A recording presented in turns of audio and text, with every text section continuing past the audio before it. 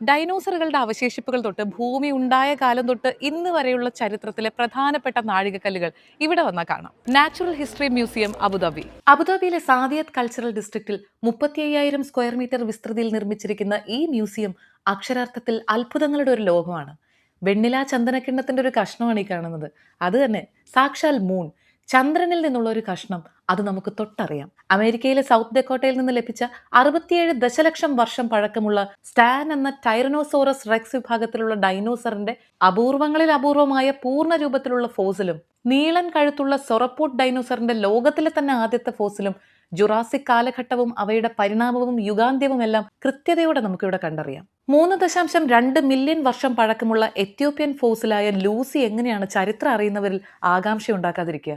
ഇതുപോലെ ഈ മ്യൂസിയത്തിന്റെ ഓരോ സോണും കുറേ നേരം നമ്മളിങ്ങനെ അത്ഭുത ചുഴിയിൽ ചുറ്റിക്കറക്കും. 1380 കോടി വർഷം പഴക്കമുള്ള പ്രപഞ്ച ഉൽപ്പത്തിയും ബിഗ് ബാങ് തിയറിയും എല്ലാം പരീക്ഷയ്ക്ക് മാർക്ക് കിട്ടാൻ വേണ്ടി പഠിക്കേണ്ടതല്ലെന്നും സാങ്കേതിക വിദ്യയുടെ കൊടുമുടി കയറിയ ഇന്നത്തെ ഓരോ മനുഷ്യനും അറിഞ്ഞിരിക്കേണ്ടതാണെന്നും ഈ നാച്ചുറൽ ഹിസ്റ്ററി മ്യൂസിയം നമ്മളെ ഓർമ്മപ്പെടുത്തും.